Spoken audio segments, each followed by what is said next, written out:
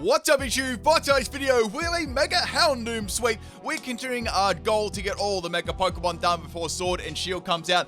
Currently, I'm giving you guys an exact number. We've done 24 out of 48 Mega Pokemon sweeps. I'm 50% of the way. I don't know if we could do it in 2 months, but I'm going to try.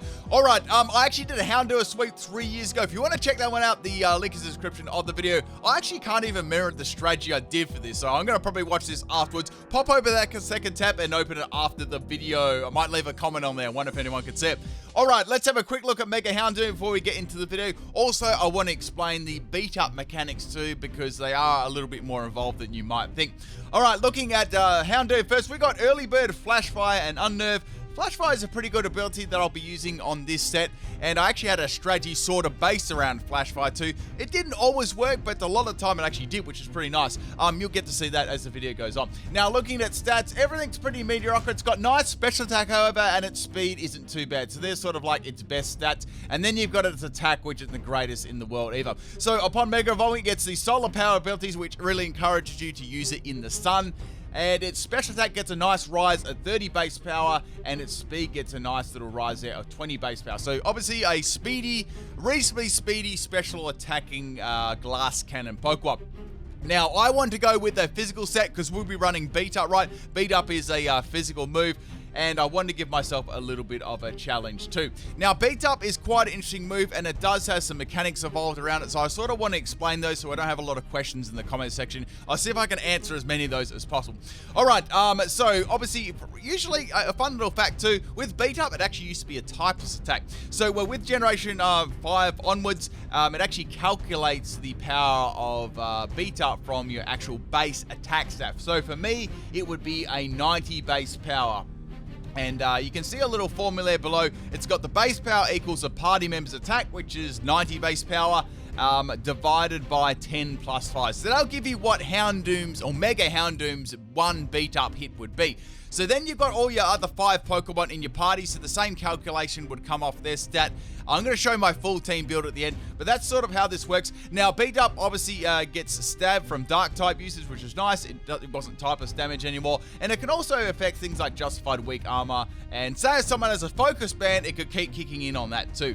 Now, it's also dependent on how many Pokemon you've got in your team, so if you've got 6 Pokemon, it's going to hit 6 times. If you've got 3 Pokemon, it's going to hit 3 times, right? So that's the catch for it. So generally, you want to have as many Pokemon. Well, you really ideally want to have all your Pokemon alive while using this move. So this move is usually best played at the start of the battle. I did do other like King's Rots kind of flinching sets like this. Now, speaking of flinch, you can have abilities like Stench, but it also doesn't stack with the Razor Fang and King's Rock. I thought I'd just give you guys a little bit of trivia about the move Beat Up. It's very, very cool kind of move. All right, let's get into this video. I'm sorry about all that explanation. I just wanted to make it clear what the actual move was.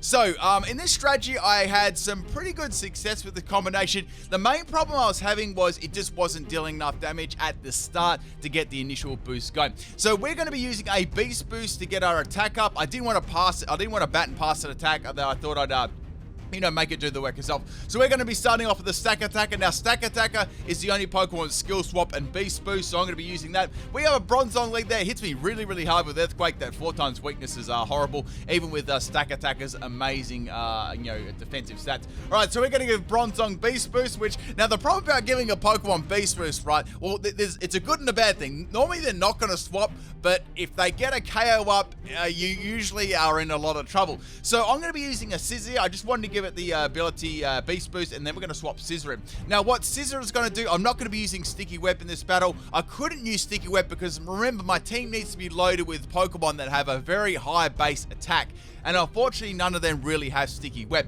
So I'm going to have a Occa Berry on here. It's going to hit me with a Hidden Power 5. This is a max health, max special defense Scizor, and with Occa Berry. Now, you're probably wondering why I chose Scizor for. Not only does it have good attack, it has access to agility, bat and pass, and also has focus energy. So we're going to be going for some crits too.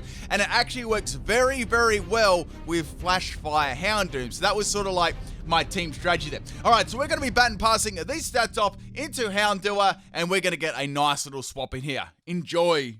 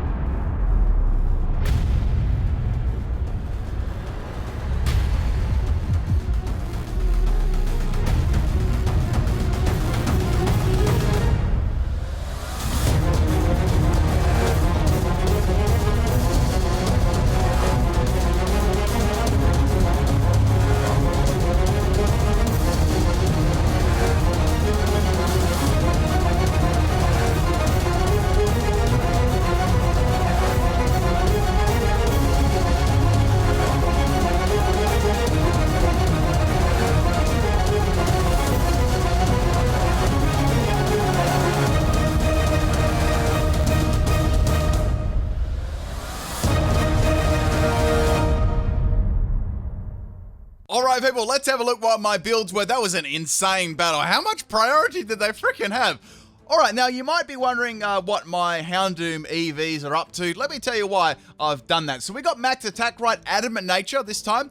Now, I did 160 in speed and I did 96 in special defense. The reason I did 160 in speed, right, because I wanted to get a boost in my attack. Now, that made the attack and speed exactly the same. If you guys don't know, beast boost actually works on priority, right? So say if two stats are exactly the same, it'll go down from attack down all the way down to speed, so sort of like in stats. So I knew that I could get the exact attack and speed and still get a boost in attack. So that's how beast boost mechanics works.